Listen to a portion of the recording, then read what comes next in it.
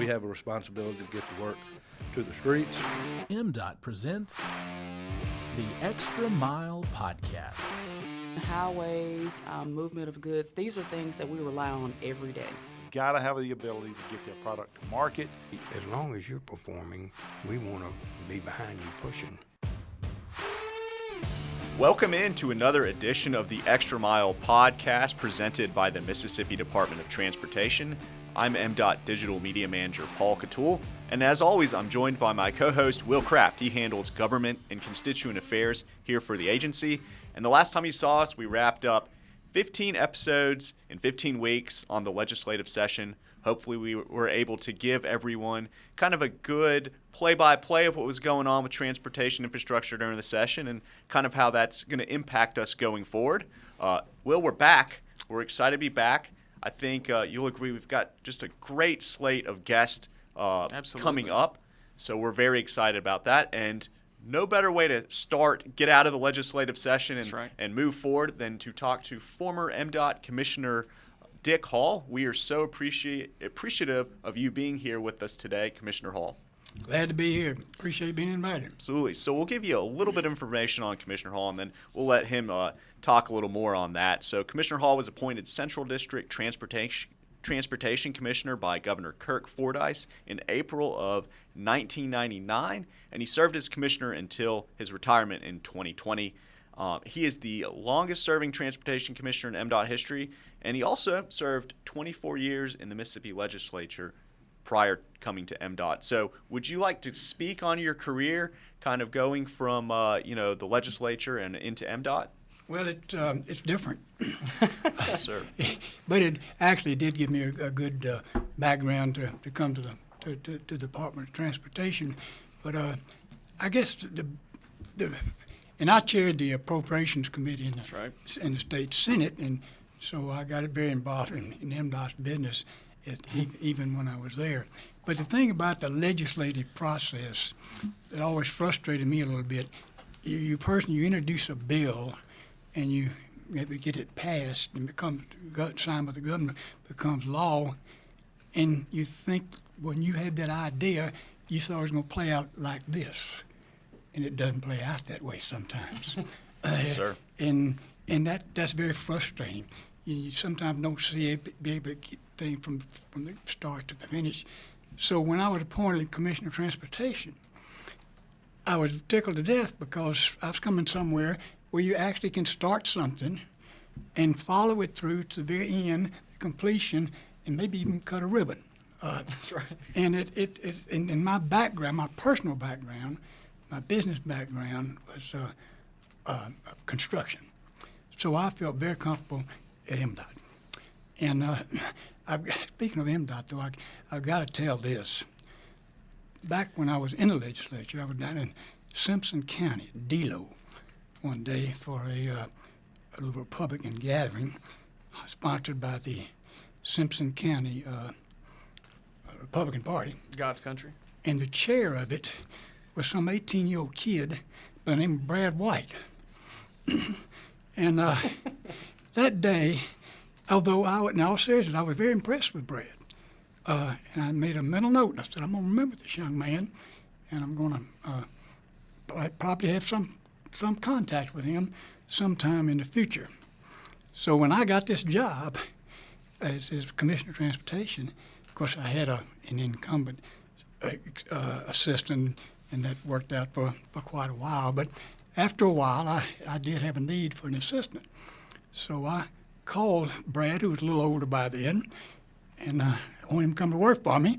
And he said, no, I'm working for another commissioner, a public service commissioner. That's right. And, well, anyway, it wasn't too long after that, he called me back and said, Commissioner, is that job still open? My commissioner got beat. So anyway, Brad came to work for me. Now, little did I know that one day he would actually be director of this agency, but he's doing a terrific job, and I was very pleased that I had some role in his life. Absolutely. So during all those years you were here, a lot of important projects that went on. Is there anything that really just, that you're most proud of, maybe your favorite kind of projects, things that happened, being able to see things from start to finish? I did my 20-something years. It did have some important things happen. But I got to tell you about a phone call I got one day. Okay. I'm sitting in my office, and U.S. Senator Trent Lott called me. And my secretary came in and said, "Got this U.S. Senator Trent Lott's on the phone for you." And I said, oh, okay. And so I picked up the phone, expecting to hear his assistant on there say, "Well, let me get Trent Lott." And now he was on the phone. And he said, "Commissioner, I got something for you today." And I said, "What's that, Senator?" He said, $100 million. All right. I said, "You're kidding." He said, "No, I'm sending you $100 million. And at this time, Senator Lott was Majority Leader of the United States Senate. It shows you a little bit about the influence and power of that position. That's right. And he sent $100 million. And I said, "Well, anything you want me to do with it?" He said, "Yeah, I want you to go build that bridge over the Mississippi River in Greenville." And with that $100 million, we forced Arkansas, who really wasn't ready to build that bridge, because it was going to cost them a lot of money, to commit to it, and we did get it built. And so, and that was one, as I was saying earlier about the progress of something. That was one from the very beginning. I helped locate where the bridge was going to go. We talked about the design of it and the construction of it, and we finally cut that ribbon on it. And it gives you a great feeling to be involved in something like that. I just wish that bridge was where more people went over it. Yeah. Because it's a beautiful structure besides being a very efficient structure. But anyway, there was a number of things. We did Metro Jackson. We added lanes to I-55 and north and south. We added lanes to I-20. Of course, being a Mississippi State graduate, we got the Highway 25 start right. with 4 lanes, which I always thought which was a little priority of mine. But anyway, to help our Ole Miss friends, we did 4-lane Highway 6 from Batesville to Oxford. So, as a Rankin County Reservoir resident, I very much appreciate the work on 25. It's still a little bit of a nightmare at the peak traffic times, but it's significantly better. Yeah, well, of course, there's some that we didn't. There's always something you didn't get done, and the one that probably frustrated me the most was Highway 49 South. And I got to tell you one more story, if y'all don't mind. Please. Sure. My secretary came in and said, "Got a gentleman on the phone wants to talk to you." I said, "You know who it is?" "No," and he gave me his name, and anyway, she told me. I didn't know him. I got on the phone, and he said, "Commissioner, you got time to answer a question for me?" And I said, "Well, I sure try." He said, "Well, I was watching TV last night, and they said the sun was going to burn out in 100,000 years. And I want to know how you're going to get through Highway 49 in the dark." True story. And I went down there yesterday, and we're still not quite through. Yeah. But anyway, it is a super project, and there's a lot of reasons for the length of it, and it's wrapping up, and that's a great deal. So It is looking doubt. much better. It's looking really good out there. It really is. It really is. there's never enough money to do everything you want to do. Sure. Never. But fortunately, and I think y'all want to talk about the legislature a little Sure. bit. Yes, sir. This session, the legislature certainly did some significant things for us. The $1.4 billion budget to start with, they appropriated, and as best my memory, that's the biggest we've ever, I'm still saying we. Hey, you're the MDOT, That's right. MDOT has ever received, and there were no earmarks. Yep. Now, for anybody that doesn't know what an earmark is, that's a legislative process and you go in, you got a pile of money, and you start with saying, well, the legislature starts naming specifically what they want to name, what they want to spend on, and a specific project in MDOT's case. But this year, no MDOTs. No earmarks. They were leaving it up to the commission and the staff to determine which are the most important projects and where the money should be assigned. And that was a significant thing for them to do. $44 million extra for maintenance. Yes. And also an additional $40 million to match federal money. That's right. Because the Washington is sending a chunk of money, but you've got to have the match for it, and we would have missed it if they had not done that. So they did, but unfortunately, the one thing they didn't do was to provide for that long-range funding that we're always faced with. That's right. And that conversation's taken shape in a couple different forms, whether it's a gas tax or some other, fee that they've come up with. But that will most definitely, especially as electric vehicles start showing up, that will most definitely be a conversation for the upcoming sessions, most likely even the next one or the next, Well, of course, I tried 20 years ago to get the gas tax increased. Now, and I'm gonna have to say I told you so, because if we had done that, we would now have a lot of these highways built, and not only built, we'd have them paid for. But anyway, that was 35 years ago that Mississippi last adjusted the fuel tax. And so it's a long-range plan of some sort overdue. But you're exactly right. It's going, and other states are looking at this, as is Mississippi. What are the alternatives? What are the options? What else can you do besides the fuel tax? Now, the fuel tax is based on user need.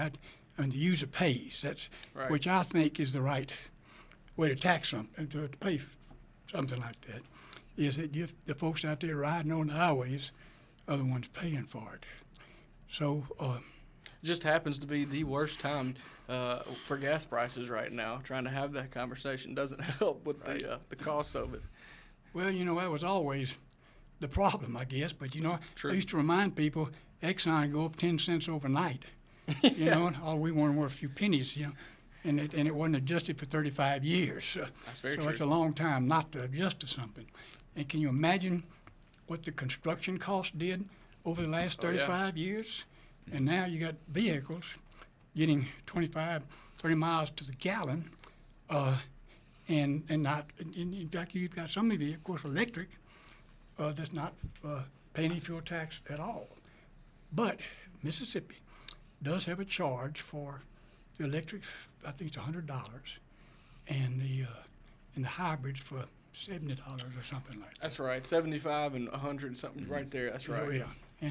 And I believe it collected a little over $1 million last year. Is all it took in. Yeah. So, which obviously is not the answer. And some 30-something states have done something similar to this. Now, this all started back when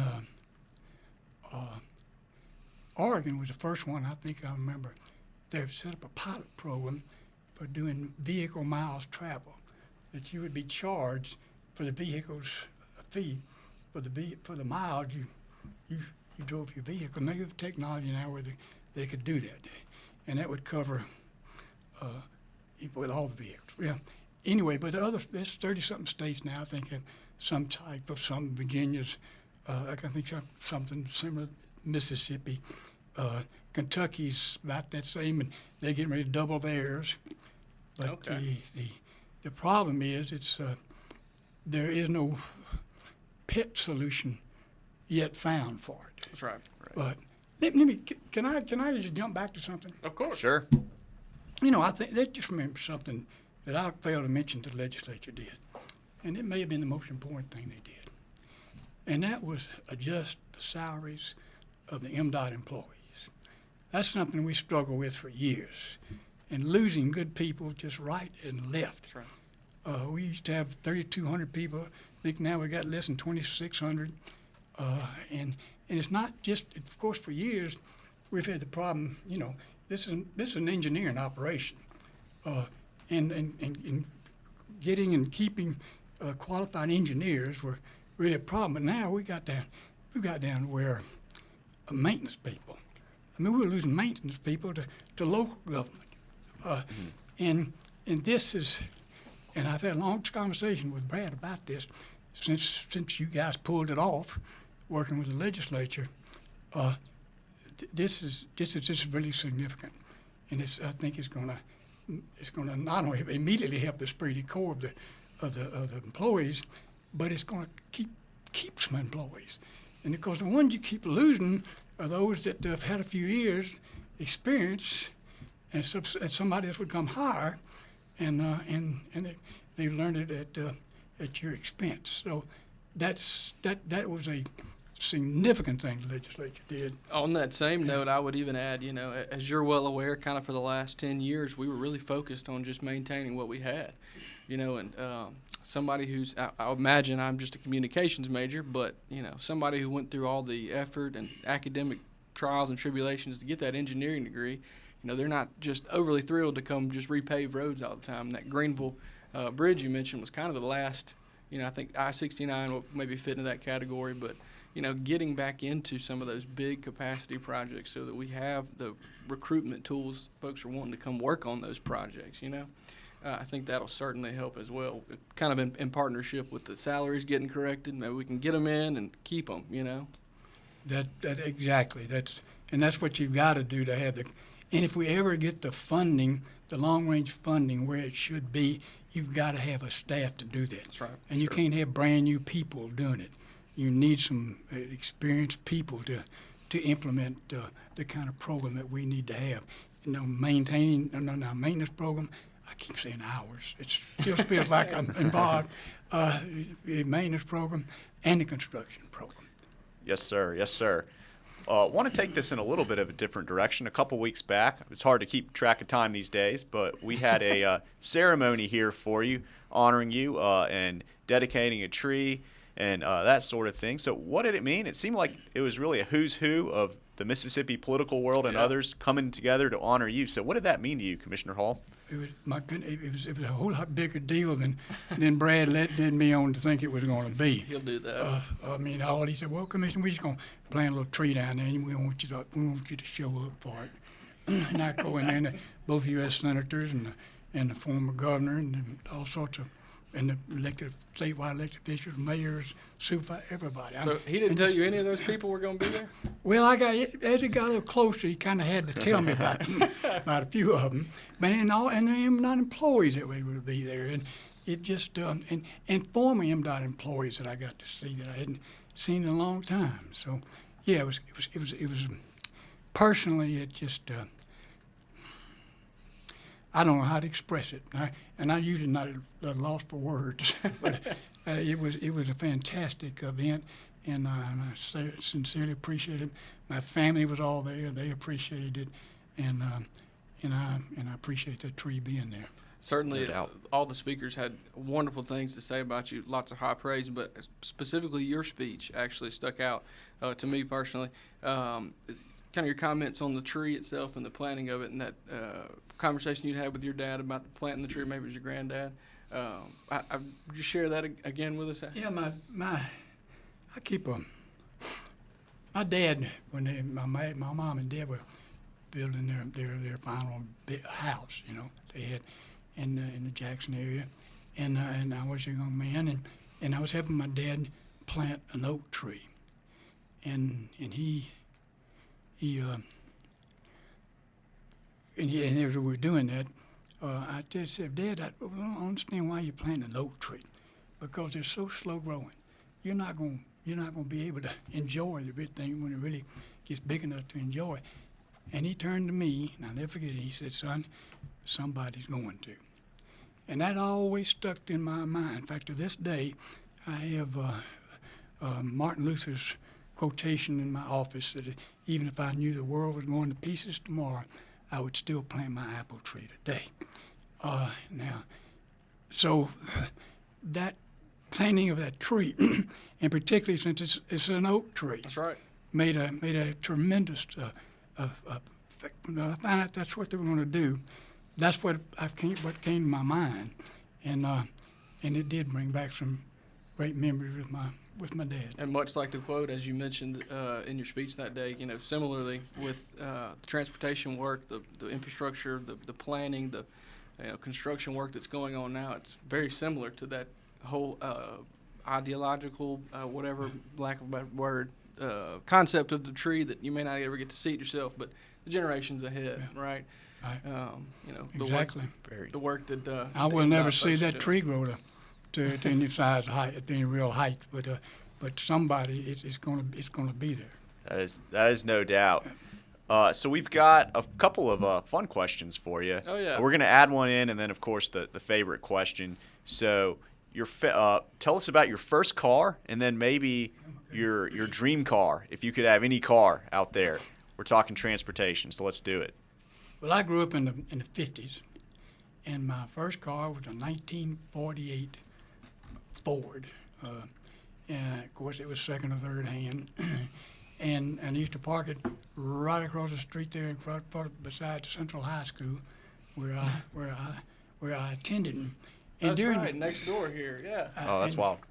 And during I ain't wandered off very far. And during the 50s is when the Thunderbird came out, and I said, wow, I'd give anything to have one of those things, and I mean, it was such a wild dream and everything. And when I arrived here today, I drove here in my Thunderbird. Oh, that's awesome. Nice. Yeah, my wife finally told me, she said, I'm tired of hearing you talk about it. Go get one. So 20 years ago, I did. My grandmother had a Thunder Chicken back in the day, we like to call it. It was kind of like you said about your first car. It had passed through several hands before we got it, so it wasn't quite a bird anymore. It was just a Thunder Chicken. It was hanging on. Well, that's a good answer. That's exactly right. And to back up a little bit, you mentioned Brad and meeting him and D-Lo back as an 18-year-old. You see the serious, focused, and director Brad White all the time, but kind of what was he like as a 20-year-old working for you?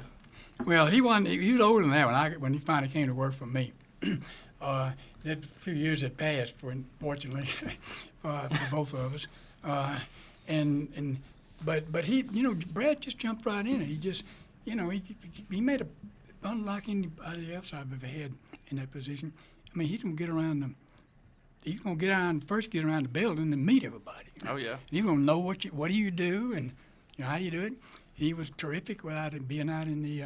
He'd go with me out to the projects and project offices and the district offices and really took him obviously a sincere interest in what was going on. So when this job came back open, and of course I thought the world of Melinda McGrath also, but anyway, when she was no longer director and there wasn't a vacancy, Brad's name was mentioned to me, and I said, well, I don't know that I would have thought of that. Brad had job chief of staff of Senator Cochran and all sorts of other. He was the chairman of the Mississippi Republican Party, so forth. But now I think about it, it may be a really good fit. Because he's going to walk in there knowing what MDOT's all about. Unlike some directors that have been placed in there before in the history of the Highway Department and the Mississippi Department of Transportation, and I was right. And from all I hear from the employees, he did that first thing. He's still getting out there, and getting involved, and understanding what's going on, and wanting to know what you're doing, and so forth. So I'm real pleased that those in charge of the selection chose that way. And it's got to be kind of cool. Your legacy almost kind of lives on with him too to this day, of what you accomplished, and your assistant, and he's running the whole show now. Well, yeah, it's kind of hard to believe. He has matured a little bit since he was my assistant. Absolutely. No, in all seriousness, he has.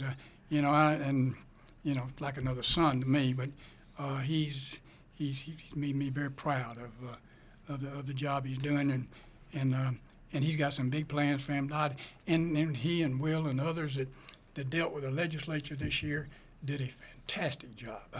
Appreciate that. That was such frustrating to me. I sat here as a former member of the legislature, and Senator King, Commissioner King, served in the state senate, and it was frustrating not to be able to get done what we really need to get done, and I believe they got more done this year than I can remember in a long time. And you mentioned Commissioner King there, and you have a relationship with our other commissioner, Commissioner Simmons. Sue served with him back in the legislature as well. You keep up with those guys too much these days? No, but anyway, Commissioner Simmons, Senator Simmons, and I served together in the state senate, and we were good friends. He was a Democrat and I was a Republican, but we always could get together and talk about whatever it is we need to talk about, and come to something that we could both live with. So I always appreciated that Senator Simmons, and I still call him Senator Simmons, Commissioner now, and his word was good. He told you something, he was going to do it. I've referred to him as Commissioner Senator Simmons many times. I just put it all in one and get it right there. And Commissioner King as well. I think y'all's timelines didn't quite hit at the same time in the legislature, but served on the commission here. I know you guys had a bunch of good years together. Yeah, very much so. Very much so, and we became very close in our service here on the commission. I served with some great guys, Zach Stewart and Mike Taggart, and and Brown. And we've had some good commissioners. And speaking of, Brad, as you mentioned, and all the other staffers you had, we've got, Mikey in the house with us today was a stalwart for you for many years there. You've always got good folks around you, it seems like. I've been very, very, very blessed. I thank the Lord many times. I don't know why it has worked out that way, but I have had remarkable people. I've had some other young people come to work for me. They went on to some really significant things outside of MDOT. So I don't know why or how it happened, but I thank the good Lord for sending those kind of folks to me. Yeah, absolutely. Yeah. Well, and just kind of rolling on into some the fun questions here we got for you. Spent a lot of time traveling the state as a commissioner, as a legislator, just otherwise, leisurely. You always got to stop in and get something to eat somewhere. Is there a local favorite, or maybe somewhere out in the state somewhere that, man, anytime you just happen to be in the area, got to stop in there and get a bite to eat? Well, I don't think it's there anymore, but the Mendenhall Round Table would be number one. Absolutely. It's for sale right now. It is vacant. Yeah. My vehicle wouldn't pass there without stopping in. Mississippi's very fortunate in that. In fact, when I was younger, I had a traveling job, and I would get in my mind, I stop in this little, particularly stopping in small towns at lunchtime. That's where you want to go for lunch, not big towns. You want to go to small towns for lunch. And so, yeah, we're very blessed in Mississippi. And then the best part about, the traveling around is you get to taste all the kind of different things in the areas. We've had so many good recommendations. We talked about maybe next year running through these podcasts at these different food spots that people keep recommending. I think that's a perfect idea. I love that idea. Commissioner Hall, we'll just ask you one more thing and wrap things up. What are you up to these days? What's going on in your life? I used to ask people that were retired, I'd say, what do you do with your time? And they'd say, I don't know how I had time to have a job. Now I know exactly what they meant. And particularly, Brad seems to always keeps coming up with something for me to do. But no, I am very fortunate. I'll have to admit, I am not up at an office somewhere at 8 o'clock in the morning. I take my time getting started in the day, but it's very full. In fact, believe it or not, I actually maintain an office. I had to put all that stuff somewhere. Yeah, sure. It's still sitting there. I guess one of these days I'll try to get it organized. The state of Mississippi State's asked me to send them my papers, and I don't even know where to start. Just give them the address to the office. Yeah, there you go. They're going to put in my will. There's all those boxes. Yeah, they can do what they want with them. They'll have to figure it out. Yeah. Selfishly, I do have one question. So having worked for Senator Cochran, I know I got to be around him and learn about his career and whatnot. You two were close back in the day. But I think there's a funny story, too, about maybe you being called out as senator at a ball game or something. Well, Senator Cochran is like 6 months older than I. Same age, he's right down in Byron. And we've always had a lot in common. And a lot of people got us confused for some reason. Really. And I haven't happened a number of times, but the one that really sticks out in my mind, that I was at a Jackson State ball game, football game. And they introduced Senator Cochran. And I looked around. I said, well, I didn't know Senator Cochran was here. I wonder where his dad is. I don't see him anywhere. And I finally realized everybody's looking at me. So I stood up and waved. And next time I saw Senator Cochran, I told him, I said, there were 25,000 people out there thought you were at that ball game. That really happened. In fact, I was at the state capitol for inauguration. I forgot whose inauguration it was. And afterwards, everybody's kind of just kind of visiting around there. And some guy, and Senator Cochran standing over here talking to somebody.